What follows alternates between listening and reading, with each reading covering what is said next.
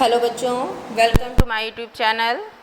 आज के टॉपिक में हम आपको क्लास 12 का अल्टरनेटिंग करंट पढ़ाने जा रहे हैं। बच्चों, बहुत इम्पॉर्टेंट चैप्टर है ये एंड प्लस बहुत मैथमेटिकल बेस्ड है। इस चैप्टर में जितनी मैथमेटिक्स यूज़ हो रही है उतना शायद आपके किसी भी फिजिक्स के चैप्टर्स में यूज़ नहीं हुई होगी। तो alternating current and DC current, आपको पता है कि what are the AC current and DC current. हमें यहाँ पे पढ़ना है कि एसी करंट को हम डिफरेंट सर्किट्स में अगर हम सप्लाई देते हैं, मीन्स प्योर रेजिस्टिव सर्किट में सप्लाई दें या प्योर इंडक्टर सर्किट में सप्लाई दें या फिर हम प्योर कैपेसिटिव सर्किट में सप्लाई दें, तो क्या इसकी इक्वेशंस आएंगी, हम कैसे इसको रिप्रेजेंट करेंगे। तो बच्चों, एसी करंट को जो रिप्रेजेंट करते हैं हम, चूँकि ये टाइम वेरिंग करंट है, टाइम वेरिंग करंट की वजह से इसकी जो इक्वेशंस होती है that represents in sinusoidal form. AC always represented in the sinusoidal form. और अगर हमारे पास करंट जो साइनोसॉइडल फॉर्म पे है, देन जो ईएमएफ होगा वो भी साइनोसॉइडल फॉर्म पे होगा। तो हमने यहाँ पे क्या लिया है, हमने यहाँ पे लिया है कि let the EMF is equal to E naught sine omega T. This equation represents that the supply is sinusoidal form, that is supply is AC. अब यहाँ पे हमने लिया है कि the circuit is, if the circuit is purely resistive circuit, it means we supply a resistance, a resistor of resistance R in AC supply. Then what are the equations in AC with resistor only? तो equations क्या होंगी बच्चों। तो बच्चों, आप हमारे पास जो theory हमने लिखी है, जो थ्योरी हमारे पास बोल रहे हैं हम, वही थ्योरी लिखेंगे कि as shown in figure, suppose a resistor of resistance R is connected with AC supply where E is equal to E naught sine omega T and this here only resistors is available, therefore this circuit is known as purely resistive circuit. Let the current I is drawn or I is flowing in the circuit and resistance is R, then potential difference will be I into R. तो equations आपको क्या समझनी है, हमने कहा कि यहाँ पे समझना है कि जो AC की इक्वेशंस है वो E is equal to E naught sine omega T है। क्यों है E equal to E naught sine omega T? क्योंकि जो इक्वेशंस है, जो सप्लाई है, वो टाइम वेरिंग फंक्शंस है। टाइम वेरिंग फंक्शंस के लिए हम साइनोसॉइडल इक्वेशंस यूज़ करते हैं। तो whether we use E is equal to E naught sine omega T और we can use E is equal to E naught cos omega T. What is E naught? E naught is a constant value that is known as peak value of EMF, peak value और maximum value of EMF. Omega is angular frequency because this circuit rotates, completes one cycle in a fixed interval of time. Therefore, we use angular frequency.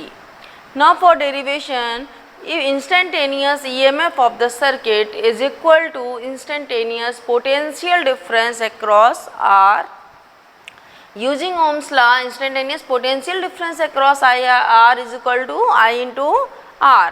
तो potential difference कितना जा रहा है across resistive, that is I into R, where I is current passes in the circuit, R is resistance of the circuit.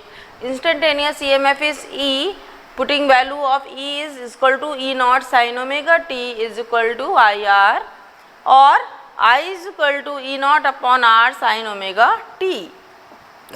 E naught is a constant value which is maximum value of EMF. R is a constant which is known as resistance.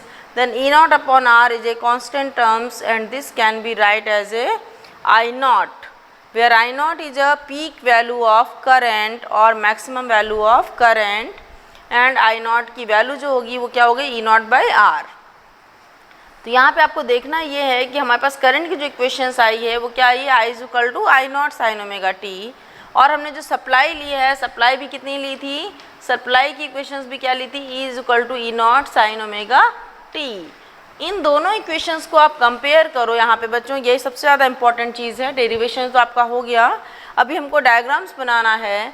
उस diagram के लिए देखना होगा कि 1 और 2 equations दोनों हम देखते हैं, दोनों किसके टर्म्स में हैं, दोनों साइन के टर्म्स में हैं. अगर एक साइन एक कॉस होता तो इनके बीच का फेज़ अलग होता. दोनों साइन में आएंगी या फिर दोनों कॉस में आएंगी तो इनका जो फेज़ होगा वो सेम होगा. अब हमने एक फिगर बनाया है बच्चों, और इसको हम एक को बोलते हैं फेजर डायग्राम और एक होता है हमारे पास graph between E and I. और जब भी हमारे पास हम एसी पढ़ते हैं तो हमें दोनों ग्राफ बनाने होते हैं, दोनों ग्राफ के बिना जो है ये इनकम्प्लीट है। तो पहले आप फेजर समझ लीजिए। जैसे हम लोग 11th में वेक्टर्स और स्केलर्स यूज़ करते थे, वेक्टर क्वांटिटी स्केलर क्वांटिटी आपने पढ़ी है, वही सेम यहाँ पे हम फेजर्स पढ़ते हैं। सिर्फ अंतर क्या है, क्यों हमने इसको वेक्टर नहीं कहा, because current is not a vector quantity. Current में डायरेक्शन तो होती है, current has direction, it always flow from positive to negative terminal, but it does not follow the vectors law of addition, therefore it is not called vector, it is known as a phasor. क्यों phasor है, क्योंकि हम इसको जो vectors form है, इसका जो symbol है उसको हम फेज से रिप्रेजेंट करते हैं।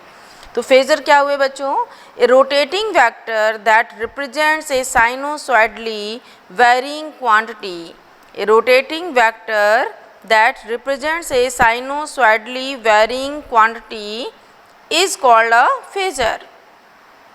अगेन सुन लीजिए, a rotating vector that represents a sinusoidally varying quantity is called a phasor, and a diagram that represents alternating current and voltage of the same frequency as rotating vectors, proper phase angle between them is called phasor diagram. A diagram that represents alternating current and voltage of the same frequency as rotating vector along proper phase angle between them is called phasor diagram। तो ये हमारा क्या हुआ, phasor diagram हुआ। और इसमें जो हमने ई और आई लिए हैं वो क्या हैं, वो फेजर्स हैं। क्यों फेजर्स हैं, क्योंकि ई और आई दोनों जो हैं वो साइनसॉइडली इक्वेशंस है, दोनों रोटेट कर रही हैं।